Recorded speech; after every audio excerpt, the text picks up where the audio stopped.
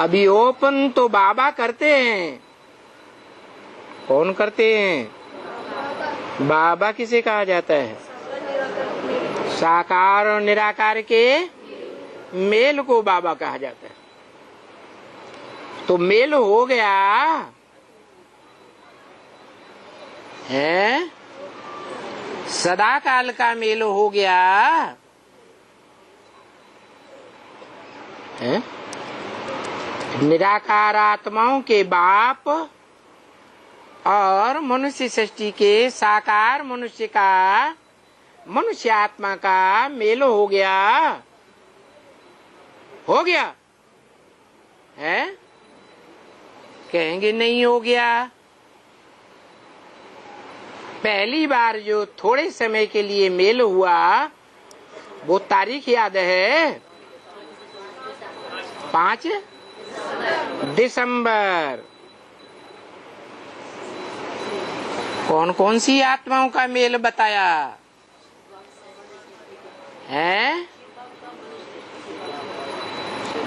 मनुष्य आत्माओं के बाप और आत्माओं के बाप सुप्रीम सोल का मेल बताया पहली बार।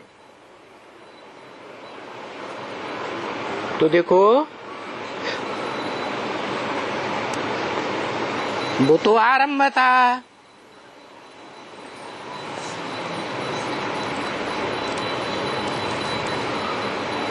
सदा काल के लिए कहें 5 दिसंबर का मेल सदा काल के लिए कहें या प्रैक्टिस आरंभ होने की बात है? हाँ जी। तो बताया अभी ओपनिंग बाबा करते हैं, ये क्यों नहीं कहा बाप करते हैं? हैं? अरे आत्माओं का बाप नई दुनिया के गेट का ओपनिंग करते हैं या मनुष्य आत्माओं का बाप समान निराकारी स्टेज सदा काल की धारण करने के बाद स्थापन करते हैं? हैं? शिव बाबा करते हैं। शिव बाबा में और शिव बाप में क्या अंतर है? शिव बाबा है साकार और निराकार शिव ज्योति बिंदु, क्योंकि बिंदी का ही नाम शिव है। वो बिंदी साकार में है तो नाम बदल जाता है। क्या नाम बदल गया है? बिंदी भी है और साकार भी है, जिसकी पूजा द्वापर के आदि से की गई। और पूजा पुजारी करता है या पूजी करता है? पुजारी पूजी की पूजा करता है। तो शिव ज्योति बिंदु बाप आत्माओं का वो तो कहते हैं न मैं पूजी बनता हूँ न पुजारी बनता हूँ। तो जो सोमनाथ मंदिर में निराकार की यादगार ज्योति बिंदु और साकार की यादगार बड़ा लिंग, ये दोनों किसकी यादगार हैं? है साकार आत्मा की यादगार और निराकार आत्मा की भी यादगार है। हाँ, शरीरधारी और आत्मा दोनों का प्रैक्टिकल मेल शरीर के साथ और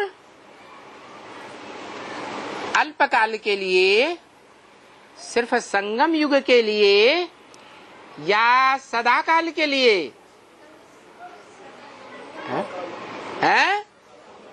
सदाकाल के लिए। इसलिए बोला इस सृष्टि पर सदा कायम कोई चीज है नहीं, सदा कायम एक ही शिव बाबा है। उसमें से अगर बिंदु निकाल दें जिसका नाम शिव है तो क्या बचेगा? है शव बचेगा। तो जो शिव बाबा इस सृष्टि पर सदा कायम है, वो शिव बाबा का रूप जो पूजा जाता है उसे क्या कहते हैं? शिवलिंग। क्या कहते हैं? शिवलिंग। वो चैतन्य है या जड़ है? हैं? चैतन्य है। वो चैतन्य कहता है मेरे लिंग की ही पूजा होती है और देवताओं की सभी इंद्रियों की पूजा होती है सिवाय लिंग की। कौन कहता है? कौन सी आत्मा कहती है?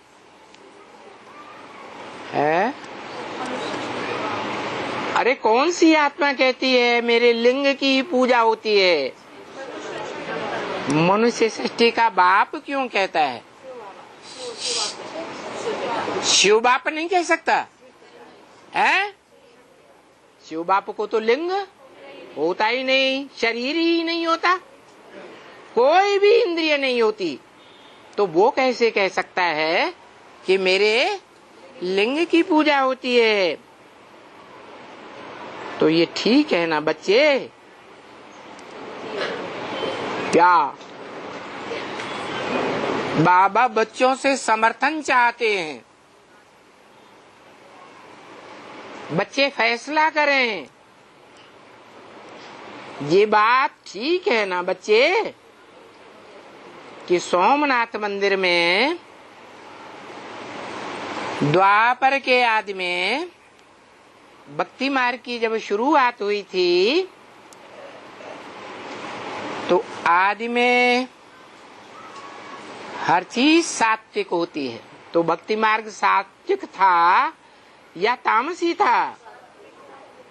तो सात्विक यादगार में, सात्विक भक्ति मार्ग के काल में जिसकी पूजा होती है वो शिवलिंग किस आत्मा की यादगार है? बोलते क्यों नहीं?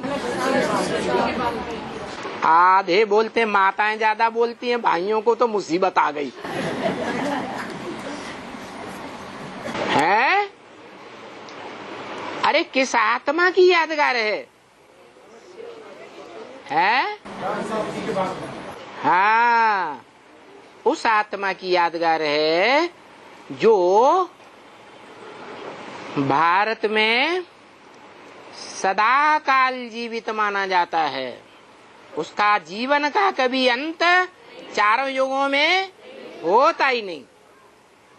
जो गीता में कहा है ना सते विद्यते भावो ना भावो विद्यते सत, अर्थात जो सत्य होता है उसका इस दुनिया में कभी अभाव नहीं होता है। सत्य का अभाव नहीं होता है। तो क्या आत्माओं का बाप शिव असत्य है? अरे गीता का श्लोक झूठा है या आत्माओं का बाप जो ब्रह्मा मुख से ज्ञान देते हैं, ब्रह्म वाक्य सुनाते हैं, जिसे हम मुरली कहते हैं, वो सुनाने वाला बाप सत्य नहीं है? अरे वो भी सत्य है। माने सत्य दो हैं या एक है? गॉड इज वन कहा जाता है। सत्य एक होता है या अनेक होते हैं? अगर सत्य अनेक होते हैं तो सदगुरु भी अनेक होने चाहिए। और सदगुरु साकार होता है या निराकार होता है? सुंदर मेला कर दिया जब सदगुरु मिला दलाल।